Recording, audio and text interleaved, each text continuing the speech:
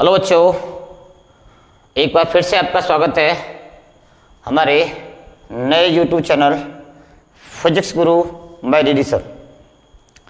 Last video में हमने आपके साथ गाउस के बायो सावर्ट के नियम को डिस्कस किया था। हमने सीखा था कि बायो सावर्ट के नियम के अनुसार किसी अल्पांश के कारण उत्पन्न चुंबकीय क्षेत्र कितना होता है, अगर वो निर्वात में है तो कितना होता है, माध्यम में है तो कितना होता है। उसके लिए आप हमारा पिछला वीडियो देख सकते हैं। आज बेटा अपन पढ़ने वाले हैं बायो सावर्ट के नियम के अनुप्रयोग, और जिसमें पहला अनुप्रयोग है कि परिमित लंबाई के धारावाही चालक तार के कारण उत्पन्न चुंबकीय क्षेत्र। आपके पास एक निश्चित लंबाई का धारावाही चालक तार है और आपको ये बताना है कि उस चालक तार ने कितना चुंबकीय क्षेत्र उत्पन्न किया। बहुत प्यारा डेरिवेशन है, काफी काम आता है बेटा, बहुत काम आता है। जैसा कि बोर्ड क्लास में खूब आता है, साथ में कॉम्पिटिशन क्लासेस में भी हमसे बहुत पूछा जाता है। उसके लिए हमने क्या किया, हमने माना कि एक्स वाई मेरा कोई धारावाही चालक तार है जिसकी लंबाई बेटा कैसी है, परिमित मान ली हम लोगों ने। साथ में हमसे ये पूछा गया कि चालक तार से ए दूरी पर जाके एक बिंदु है पी, और इस बिंदु पी पर हमें चुंबकीय क्षेत्र की गणना करनी है कि इस चालक तार ने इस पी बिंदु पर कितना चुंबकीय क्षेत्र उत्पन्न किया है। ठीक है, तो बेटा हमने सबसे पहला काम क्या किया कि हमने मान लिया कि माना हमारा एक्स बाई कौन है, एक्स बाई कौन है, एक परिमित लंबाई का चालक तार है। आपको नोट्सों की टेंशन नहीं लेनी है, जो मैं डिस्कस करने वाला हूं, जो भी सिखाने वाले इस वीडियो में, उससे संबंधित तो जितने भी सारे टॉपिक्स हैं, जितने भी सारे नोट्स हैं, वो बेटा वीडियो के एंड में आपको पीडीएफ फॉर्मेट में मिल जाएंगे। आपको सिर्फ ये ध्यान देना है कि टॉपिक को समझना कैसे है, उन छोटी छोटी बारीकियों को अपन को समझना कैसे, हमें उन चीज़ों को ध्यान में देना है। तो वह आपका पूरा ध्यान समझने पर होना चाहिए, आपको सिर्फ समझना है टॉपिक, वो सबसे ज़्यादा इंपॉर्टेंट है। तो सबसे पहले कि हमने क्या किया बेटा, हमने मान लिया कि एक्स वाई कौन है बेटा, हमारा धारावाही चालक तार है जिसमें कितनी धारा प्रवाहित हो रही है। मान लो बेटा इसमें कैपिटल आई धारा प्रवाहित हो रही है। तो क्या लिखोगे कि माना एक्स वाई एक परिमित लंबाई का धारावाही चालक तार है जिसमें कैपिटल आई धारा प्रवाहित हो रही है। ठीक है, चालक तार से स्मॉल ए दूरी पर एक बिंदु है जहां हमें क्या करना है, चुंबकीय क्षेत्र की गणना करनी है। चालक तार से स्मॉल ए दूरी पर एक बिंदु पी है और इस बिंदु पी पर हमें किसकी गणना करनी है बेटा, चुंबकीय क्षेत्र की गणना करनी है कि वो चुंबकीय क्षेत्र कितना आने वाला है। हमें मान ले करना है कि वो कितना मान मिलने वाला है। क्योंकि बेटा जो कुछ है बेटा वो बायो सावर्ट के नियम का अनुप्रयोग है, और बायो सावर्ट ने हमें चालक तार के कारण चुंबकीय क्षेत्र की गणना करना बिल्कुल नहीं सिखाया था। उन्होंने तो बोला था कि अगर आपके पास कोई अल्पांश है, कौन है बेटा, अल्पांश है जिसकी लंबाई कितनी है, डीएल है, और उस अल्पांश में अगर धारा प्रवाहित हो रही है कैपिटल आई, तो उस अल्पांश के कारण उत्पन्न चुंबकीय क्षेत्र आता है निर्वात में, वो आता है म्यू नॉट बटे 4 pi I D L sine theta बटे आर स्क्वायर। इतना हम जानते हैं किसके नियम से बेटा, बायो सावर्ट के नियम से, कि किसी अल्पांश के कारण जिसकी लंबाई डीएल है और उसमें आई धारा प्रवाहित हो रही है तो उत्पन्न चुंबकीय क्षेत्र होता है म्यू नॉट बटे 4 pi I D L sine theta बटे आर स्क्वायर। लेकिन सर यहाँ तो हमारे पास चालक तार है, बिल्कुल आपके पास चालक तार है, लेकिन अपन एक काम कर सकते हैं कि बेटा चालक तार में बहुत सारे अल्पांश तो मान सकते हैं ना, उस चालक तार को बेटा अल्पांशों में तोड़ा जा सकता है। हम क्या करें, इसको अल्पांशों में तोड़ सकते हैं।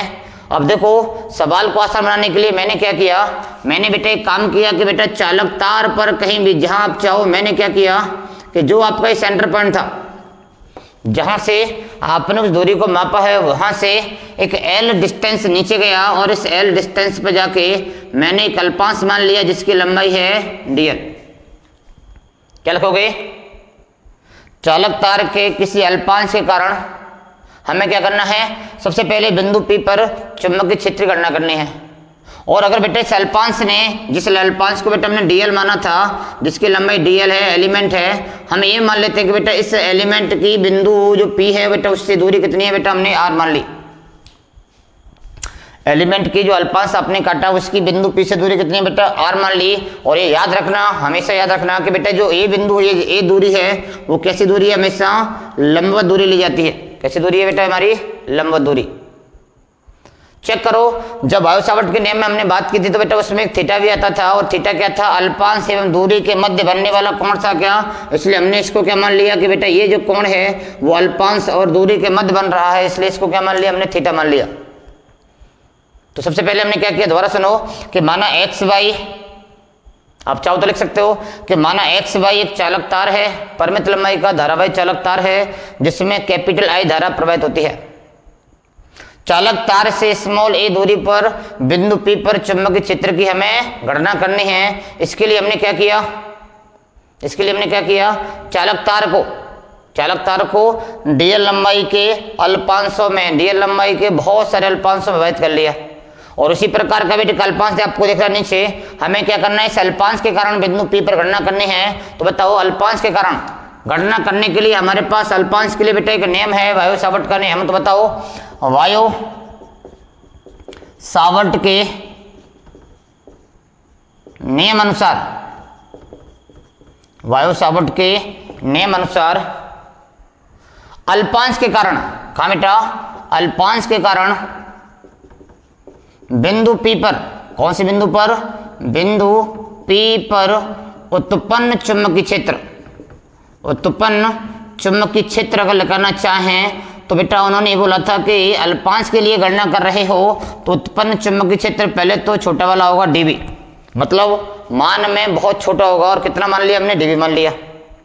सूत्र था बेटा हमारे पास कि म्यू नॉट बटे 4 पाई, ये तो हमारा नियतांक था। सबसे पहले हमें ये देखना था कि बेटा मेरे अल्पांश में कितनी धारा बह रही है, क्योंकि अगर आपको सूत्र हो तो बताओ, तो बेटा ये था कि dB बराबर mu naught upon 4 pi I D L sine theta बटे आर स्क्वायर।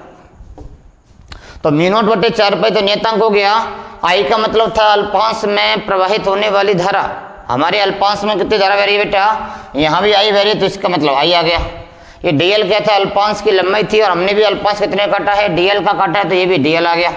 बेटे थीटा क्या था, हमारा एंगल था, कोण था जो अल्पांश और दूरी के मध्य बन रहा था, तो हमारा भी कितना बेटा, ये भी हमारा यहाँ भी थीटा है, तो बेटा ये भी आ गया हमारा साइन थीटा बटे, ये आर थी क्या थी बेटा, अल्पांश से उस बिंदु P की दूरी थी, उस बिंदु की दूरी थी जहां आपको चुंबकीय क्षेत्र की गणना करनी थी, और हमारी भी बेटा डायग्राम में दूरी कितनी है, r है, तो बेटा ये क्या बन जाएगा, आर स्क्वायर बन जाएगा।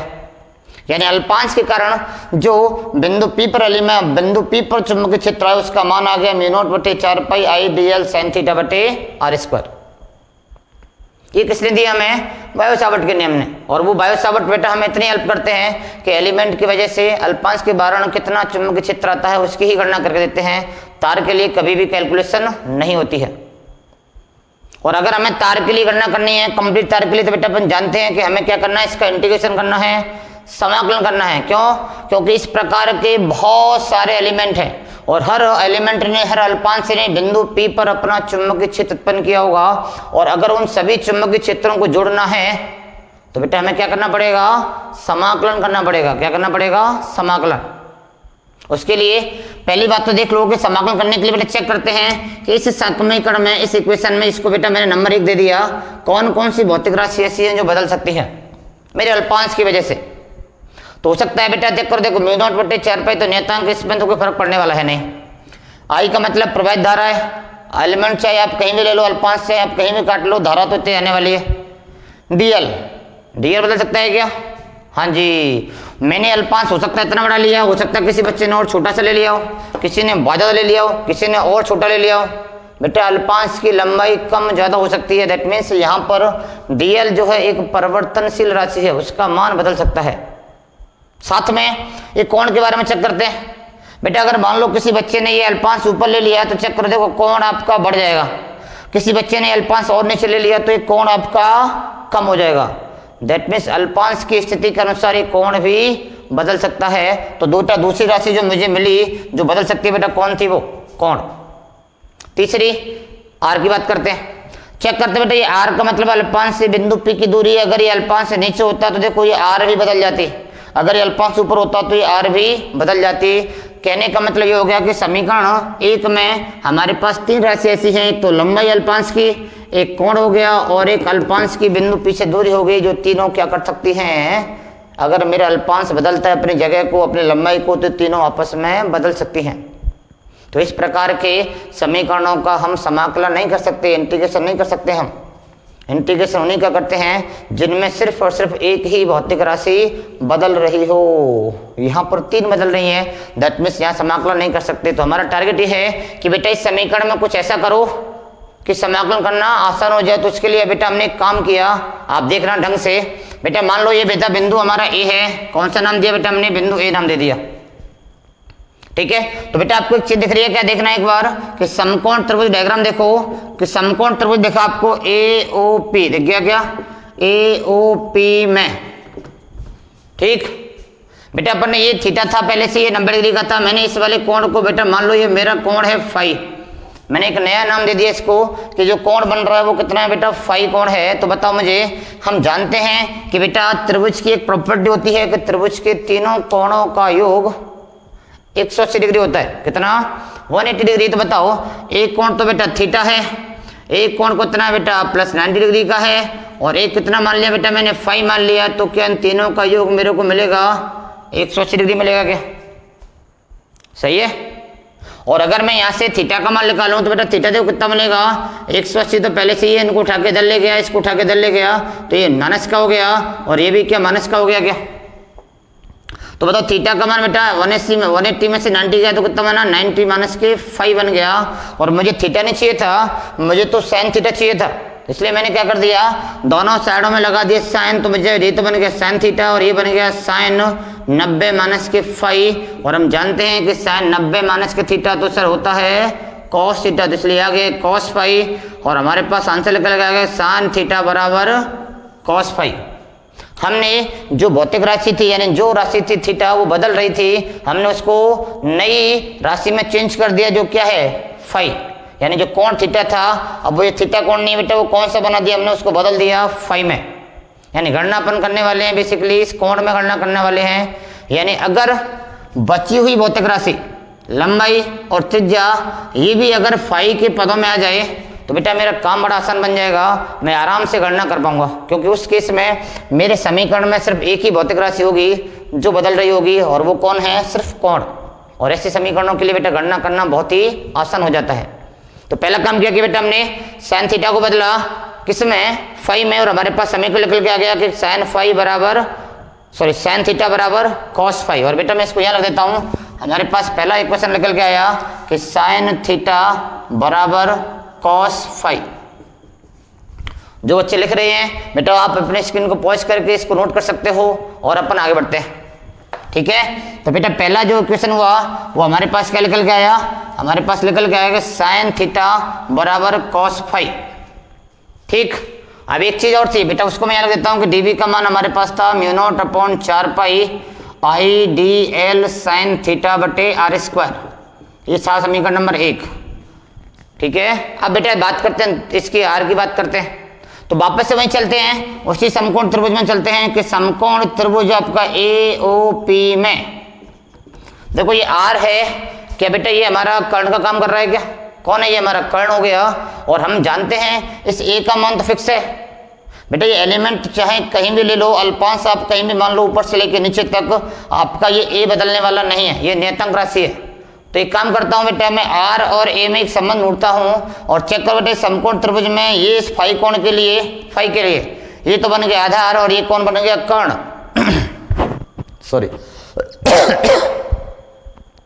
सॉरी ये तो बन गया बेटा आधार और ये कौन बना, कर्ण बना। और आधार और कर्ण में संबंध बताने वाला तो बेटा कॉस थीटा होता है, तो इसलिए कॉस फाई, अपने इस कोण की बात कर रहे हैं और इस कोण के लिए बेटा कॉस क्या होता है बेटा, आधार बटे कर्ण बेस अपॉन हाइपोटेन्यूज, सही है। चेक करो बेटा ए का मतलब कितना, ए का मान कितना है, बेस कितना है हमारा ए है, और आपका कर्ण कितना है बेटा ये आर है। तो बताओ आर का मान कितना बनेगा, बचूना करके बेटा आपका क्रॉस मल्टीप्लाई करो तो ए अपॉन कॉस फाई, और अपन जानते हैं कि बेटा 1 अपॉन कॉस फाई कितने का होता है, ये तो सर सेक फाई होता है क्या, दैट मीन्स आर की वैल्यू कितनी आ गई बेटा ए सेक फाई आ गई। और ये बन गया मेरे क्वेश्चन नंबर 3।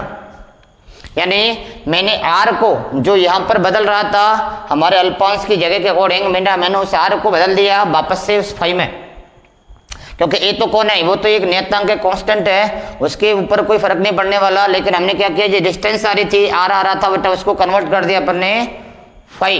फाई इधर क्या था बेटा, ये एंगल था जो जो ए एंड आर के बीच में यह फॉर्म हो रहा है। ठीक है, तो बेटा हमारे पास नेक्स्ट डेटा आ गया कि आर की वैल्यू आ गई बेटा हमारे पास ए सेक फाई, और ये बना दिया बेटा इक्वेशन नंबर सेकंड। देखो ये बदल गया फाई में, ये बदल गया फाई में, बच्चा साइन बदल गया फाई में, बच्चा डीएल। यानी हमें डीएल को भी कैसे भी करके फाई में कन्वर्ट करना है, और अगर ऐसा हो गया तो हमारा काम बहुत आसान हो जाएगा। उसके लिए बेटा मैंने क्या किया, वापस से अपन वहीं गए समकोण त्रिभुज में, ए ओ पी में। देखो मैंने उस त्रिभुज की जगह नहीं बदली है, मैं गणना जो कर रहा हूँ, कैलकुलेशन कर रहा हूँ, वो इसी डायग्राम से कर रहा हूँ जो आपके सामने दिख रहा है। इसके अलावा अपन कहीं से नहीं कर रहे हैं, इसलिए ये कैलकुलेशन बहुत आसान है।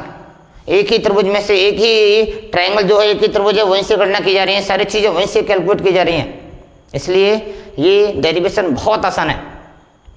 हाँ भाई चेक करते बेटा, मुझे डीएल चाहिए, और डीएल कौन देगा मुझे, एल देगा। बेटा एल और ए में संबंध कौन देता है मेरा, टेन थीटा देता है, और थीटा का मतलब फाई देगा। तो टेन फाई का मतलब क्या होता है बताओ, टेन थीटा ट्रिग्नोमेट्री का कौन है, ट्रिग्नोमेट्री क्या कहती है, टेन थीटा परपेंडिकुलर अपॉन, अरे लंब बटे आधार होता है। ये लंब हो गया बटे आधार हो गया। बेटा लंब का मान कितना है हमारा, एल है, और आधार का मान कितना है मेरा, ए है। तो बेटा टेन फाई कितना बन गया, क्योंकि मुझे गणना थीटा के लिए नहीं करनी है, मुझे फाई के लिए करनी है, और इस फाई कोण के लिए आधार बनेगा, तो ये कौन बनेगा, ये लंब बनेगा। ये लंब हो गया, और ये कौन हो गया हमारा, आधार हो गया। तो बताओ बेटा यहाँ से एल का मान निकालें कितना आएगा, ए टेन फाई आ जाएगा। कितना आ जाएगा, ए टेन फाई, और ये किसका मान है, एल का मान है, जबकि मुझे किसका चाहिए था, डीएल का चाहिए। और उसके लिए बेटा एक काम कर लेते हैं अपन लोग छोटा सा, क्या काम करें, काम ये करते हैं कि इसका अवकलन कर देते हैं ना। अपन क्या करें, इसका दोनों पक्षों में अवकलन करने पर देखते हैं, अवकलन करने पर क्या बनेगा। अवकलन करने पर देखो बेटा चेक करो, अवकलन उसका किया जाता है जो बदलता है। एक तो बेटा मेरा एल बदल रहा है, क्योंकि जैसे जैसे एल5 बदलेगा ये दूरी बदलती चली जाएगी। साथ में कौन बदल रहा है, फाई, अरे फाई भी तो बदलेगा। बेटा मान लेते हैं एलिमेंट यहाँ गया इस किनारे पर, तो देखो ये कौन मेरा ऐसे बनेगा, और ऐसे बनेगा तो फाई अब बड़ा हो जाएगा, और ये एल भी क्या हो जाएगा, बड़ा हो जाएगा। यानी इस समीकरण में एक तो बदलने वाली राशि है एल, और एक बदलने वाली राशि है फाई। ए जो है वो कैसी है, कांस्टेंट है। तो मैंने क्या किया, अवकलन करने पर बेटा एल का अवकलन हो गया डीएल। ए तो नियतांक था, टेन का फॉर्मूला होता है सेक स्क्वायर, आपको पते होंगे बेटा, ये बन गया सेक स्क्वायर फाई, ये हमारा अवकलन हो गया। और चूंकि फाई यहाँ बदल रहा है तो वो कितने बदल जाएगा, वो डी फाई बदल जाएगा। जिन बच्चों को अवकलन नहीं आते बेटा, डिफरेंशिएशन नहीं आता, वो दोबारा सुनो कि जो एल में चेंज हो रहा था, इसलिए बेटा हमने क्या करा, इसको डीएल लिख दिया। जिसमें चेंज होता है उसको डीएल लिख दिया। ए कांस्टेंट था तो उसको जैसा था वैसे रख दिया। टेन फाई, टेन का फॉर्मूला होता है, टेन थीटा का जो डिफरेंशिएशन होता है, अवकलन होता है बेटा, क्या होता है, सेक स्क्वायर थीटा। ये सेक स्क्वायर फाई हो गया, लेकिन चेंज किस में हो रहा था बेटा, यहाँ पर टेन में तो नहीं हुआ, फाई में हो रहा था, इसलिए बेटा फाई का किया तो कितना बन गया, डी फाई। और ऐसा करते बेटा हमारे पास ये बना इक्वेशन नंबर कौन सा, ये हमारा सॉरी ये हमारा सेकंड था, ये हमारा थर्ड था, और ये कौन सा बन गया बेटा, इक्वेशन नंबर फोर्थ बन गया, जिसमें डीएल का मान मिला मुझे ए सेक स्क्वायर फाई और डी फाई। यानी मैंने डीएल को भी बदल दिया किसमें, फाई में।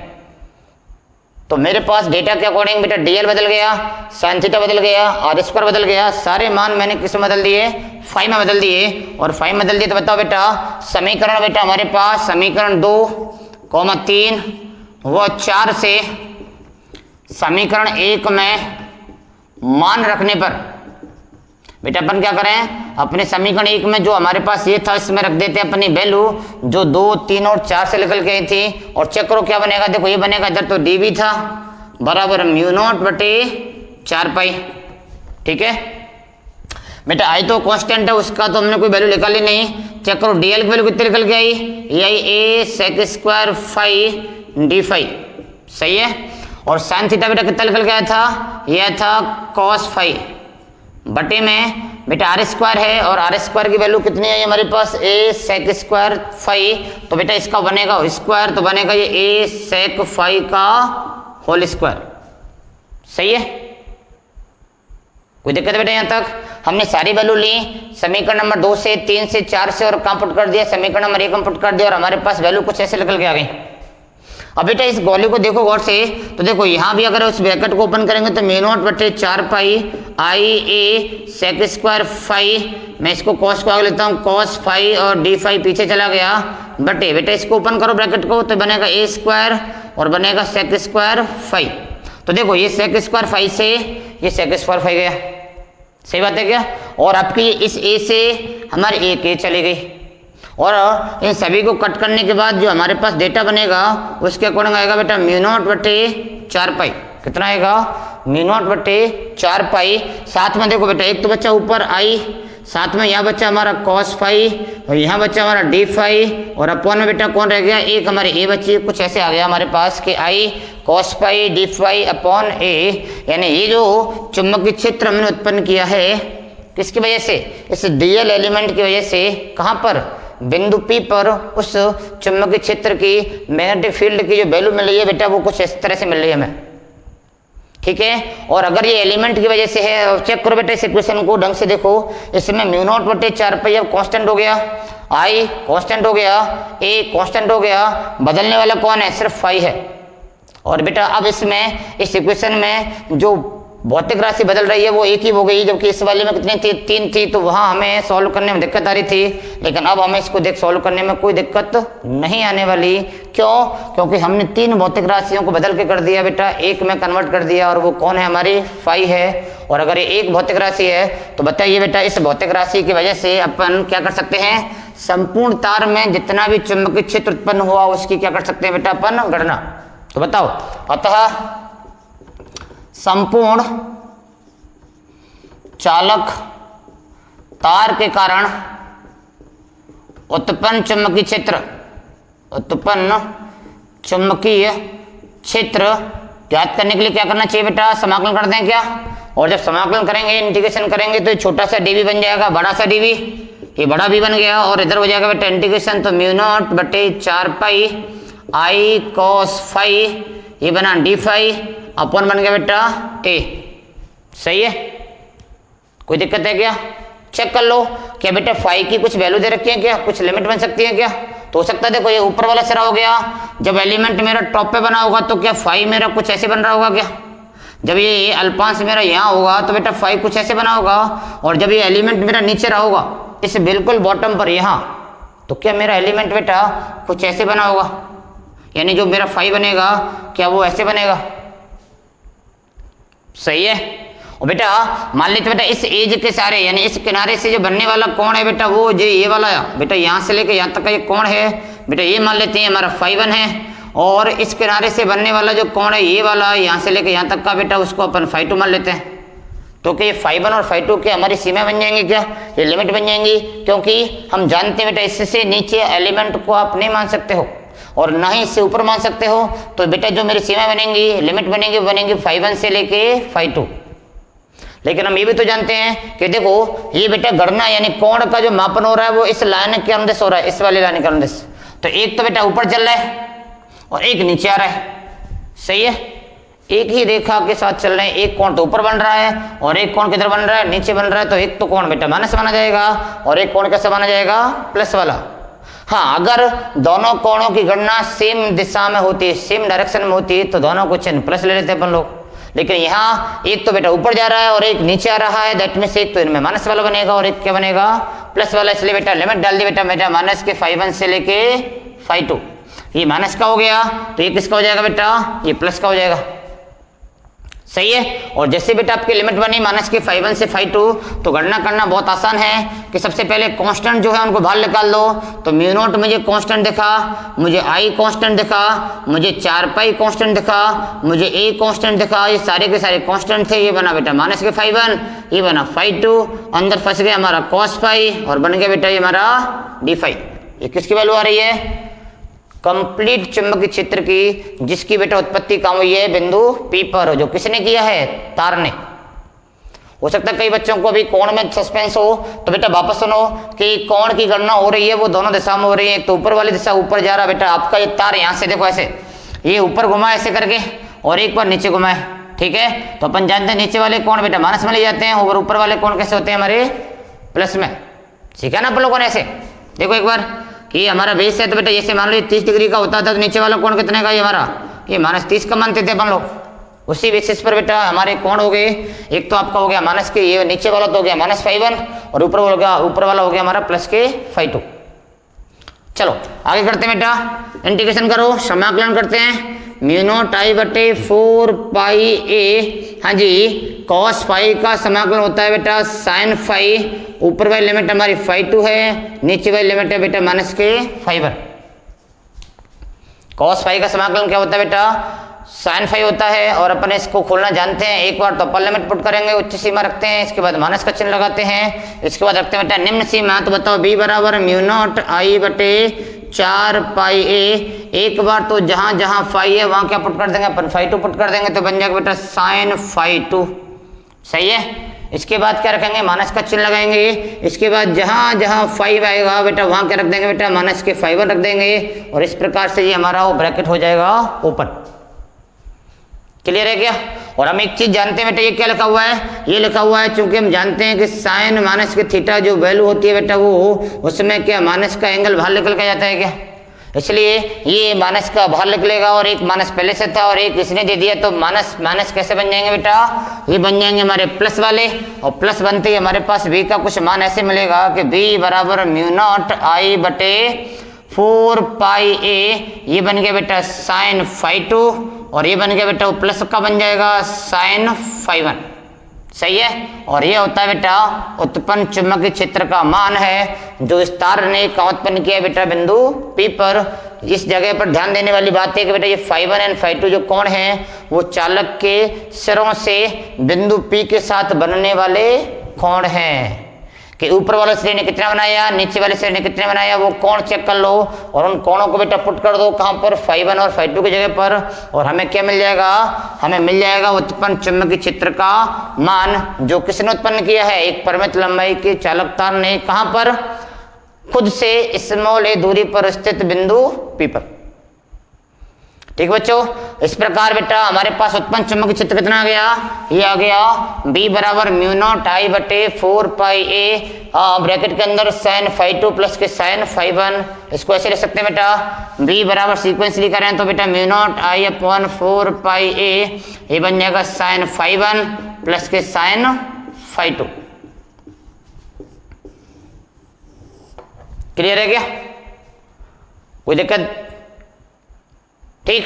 और अगर ये बेटा परिमित लंबाई के लिए है तो बेटा इसमें दो केस आपको ध्यान देने वाली हैं। कंडीशन की बात करें बेटा अपन कि कंडीशन क्या बनेंगी तो नंबर 1 पहली कंडीशन जो आपको सीखनी है फर्स्ट कंडीशन। अभी मैंने दिशा की बात नहीं की है कहीं भी, ना पिछले लेक्चर में बात की है ना अगले इस वाले लेक्चर में बात की है। दिशा के बारे में बेटा अपन बात करेंगे नेक्स्ट लेक्चर में कि ये तो मान है उत्पन्न चुंबकीय क्षेत्र किस दिशा में उत्पन्न हुआ है, कहाँ गया है, किधर है, वो सारी बातें अपन नेक्स्ट लेक्चर में करेंगे। अभी अपन बात कर रहे हैं बेटा मान की एक तरह से वैल्यू की। तो बताओ पहला केस कि यदि बेटा आपका जो तार था परिमित लंबाई का तार था अगर वो अनंत लंबाई का हो गया तो क्या होगा, तो क्या लिखे बेटा अनंत लंबाई के चालक तार के कारण उत्पन्न चुंबकीय क्षेत्र कितना बनेगा कि अगर ये तार जो आपका परिमित लंबाई का है कुछ ऐसे बेटा अगर मैं उसको कर दूं अनंत लंबाई का और बेटा मान लेते हैं बिंदु P ये वाला था जिसकी दूरी बेटा आपके A है और इस बिंदु P पर मुझे गणना करनी है किसकी चुंबकीय क्षेत्र की। और ये तार कैसा है देखो ऊपर भी डॉट डॉट जा रहा है नीचे भी डॉट डॉट जा रहा है, दैट मीन्स परिमित लंबाई का है जिसमें धारा बह रही है बेटा हमारी I। तो अब क्षेत्र कितना आएगा, तो बेटा एक बात बताओ अगर ये सिरा मेरा अनंत पर है तो देखो जब ये सिरा यहाँ रहा होगा, ढंग से देखना एक बार बेटा सारे बच्चे बोर्ड पर कि जब ये सिरा यहाँ होगा इस जगह पर तो क्या मेरा फाई कुछ ऐसे बनेगा φ2। जब बेटा ये सिरा थोड़ा सा ऊपर पहुंचा होगा देखो क्या φ2 हमारा यहाँ से लेके ऐसे बढ़ गया होगा क्या, और जब ये और ऊपर पहुंचा होगा तो ये φ2 और बड़ा होगा। और इस तरह से अपन करते करते बेटा अगर इन्फिनिट पे पहुंचे हैं तो इन्फिनिट पे पहुंचते पहुंचते देखो मेरे मार्कर को ढंग से देखना, पहले ये नीचे था अब जैसे जैसे आप दूरी बढ़ाओगे तो बेटा देखो मार्कर ऊपर मूव करेगा और ऊपर मूव करते करते करते करते जैसे इन्फिनिट पे पहुंचेंगे बेटा क्या ये इस तरह से अप्रोक्सीमेटली लगभग स्ट्रेट हो जाएगा क्या, यानी क्या ये मार्कर अब मेरे चालक तार के समांतर हो जाएगा क्या। और अगर ये चालक तार के समांतर हो गया तो बताओ इस केस में φ2 कितना बनेगा बेटा। φ2 की जो वैल्यू बनेगी लगभग कितनी बन जाएगी 90 डिग्री बन जाएगी। कितनी हो जाएगी 90। जैसा φ2 के साथ हुआ था वैसे किसके साथ होगा φ1 के साथ होगा कि नीचे भी बेटा ये मार्कर मेरा ऐसे खिंचते खिंचते बेटा अनंत के लिए जाने या इसका मान जब बहुत ज्यादा हो गया होगा ये भी क्या हो जाएगा बिल्कुल स्ट्रेट हो जाएगा, लगभग स्ट्रेट मानते हैं। तो यहाँ भी बेटा φ1 कितना हो जाएगा आपका 90 डिग्री। तो यानी अगर तार मेरा अनंत लंबाई का है तो बेटा φ1 का मान है जो φ2 के बराबर है और दोनों कितने को हो जाएंगे 90 डिग्री को हो जाएंगे। और अगर 90 डिग्री का मान है तो बताओ b का मान कितना बनेगा μ0 I बटे 4 पाई a sin 90 प्लस के sin 90। और हम जानते हैं कि sin 90 का बेटा मान कितना होता है 1 होता है। तो ये बन जाएगा आपका μ0 I बटे 4 पाई a। और बेटा एक तो मान इसका हो गया और एक मान इसका हो गया और एक कितना हो गया ये 2 हो गया। सॉरी बच्चों। और 2 से बेटे 4 कितने बार कट गया 2 बार कट गया। तो हमारे पास आंसर निकल के आया वो कुछ ऐसे निकल के आएगा कि b बराबर कितना हो गया बेटा b बराबर हो गया आपका μ0 I बटे 2 पाई a। ये जो आ रहा है बेटा वो किसकी वजह से आ रहा है अनंत लंबाई के चालक तार के कारण आ रहा है, खुद से स्मॉल a दूरी पर स्थित बिंदु p पर। कितना आता बेटा b बराबर μ0 I बटे 2 पाई a आता है। तो ये तो आपका पहला केस था जो आपको सीखना है। एक केस आपको इसमें और सीखना है नंबर सेकंड सीखना है बेटा कि अगर मान लो आपका जो चालक तार है वो अभी भी अनंत लंबाई का है। कैसा है बेटा अनंत लंबाई का है, लेकिन अब जो अपन कैलकुलेशन कर रहे हैं वो अनंत लंबाई के चालक तार के एक सिरे पे कर रहे हैं। एक सिरा है बेटा, कोई एक सिरा पकड़ लेते हैं, उस सिरे से स्मॉल a दूरी पर एक बिंदु P है और हमें इस बिंदु P पर चुंबकीय क्षेत्र का मान ज्ञात करना है। ठीक है, तो क्या लिखा बेटा अनंत लंबाई के चालक तार के किसी एक सिरे पर उत्पन्न, यानी किसी एक सिरे से स्मॉल a दूरी पर उत्पन्न चुंबकीय क्षेत्र। तो सेकंड केस क्या बनेगा बेटा अनंत लंबाई के, सुन लो, अनंत लंबाई के चालक तार के एक सिरे से स्मॉल a दूरी पर उत्पन्न चुंबकीय क्षेत्र कितना आएगा बेटा वो गणना करने वाले हैं। तो चेक करते बेटा, वापस से वही चेक करो आप तो कि एक तो φ1 बनेगा एक φ2 होगा। तो बेटा φ2 का मतलब देखो ये सिरा कहाँ जा रहा है अनंत की तरफ जा रहा है क्या, और इसको मिलाने के लिए क्या मेरा मार्कर बेटा बिल्कुल सीधा हो गया होगा। दैट मीन्स यहाँ पर φ2 का मान कितना बनेगा ये बेटा 90 डिग्री का बनेगा। सही है। और φ1 की बात करते बेटा, और φ1 कहाँ गया बिल्कुल यहीं आ गया। पहले φ1 नीचे था, अब बेटा घूम के उस किनारे पर आ गया। तो देखो ये आपका बनते बनते कितना हो गया बिल्कुल 0 हो गया। दैट मीन्स φ1 का मान कितना आ गया यहाँ पर 0 आ गया। तो इस वाले केस में φ1 तो हो गया बेटा आपका 0 डिग्री का और φ2 बना कितने का 90 डिग्री का। और अगर ऐसा है तो बताओ ये फॉर्मूला था b बराबर μ0 I बटे 4 पाई a। φ1 बना sin 0 और φ2 बना बेटा sin 90 डिग्री। बताओ कितना वैल्यू कितनी मिलेगी हमें μ0 I upon 4 pi a sin 0 मतलब 0 हो गया और ये हो गया हमारा 1। और बेटा मल्टीप्लाई करेंगे तो ये b की वैल्यू आएगी हमारे पास μ0 I अपॉन 4 पाई a। ये निकल के आएगा किसी अनंत लंबाई के चालक तार के किसी सिरे से स्मॉल a दूरी पर स्थित किसी बिंदु p पर। जबकि अगर बेटा ये बिंदु p कहीं बीच में स्थित है तो बताओ b का मान कितना मिलता है μ0 I अपॉन 2 पाई a। यानी ये जो मान आ रहा है वो ऊपर वाले से आधा आ रहा है, क्योंकि नीचे वाला आधा इससे हमने गायब कर दिया है। पिछले वाले डायग्राम में बेटा नीचे एक अनंत लंबाई का चालक तार और था, इसलिए वो गलत, वो आपका गायब हो गया। तो टोटल कितना रह गया हमारा आधा रह गया। ठीक है, तो ये थे बेटा हमारे पहला अनुप्रयोग बायो सावर्ट के नियम के बारे में। उम्मीद है कि बेटा आपको पसंद आया होगा, और पसंद आया हो तो बेटा वीडियो को लाइक करना, कमेंट करना जरूर भूलना मत कि ये वीडियो आपको कैसे लगा। ठीक है, और साथ में अगर अच्छा लगा तो अपने दोस्तों को शेयर कीजिए। बेटा मिलते हैं कल वापस किसी नई टॉपिक के साथ में। आज के लिए थैंक यू।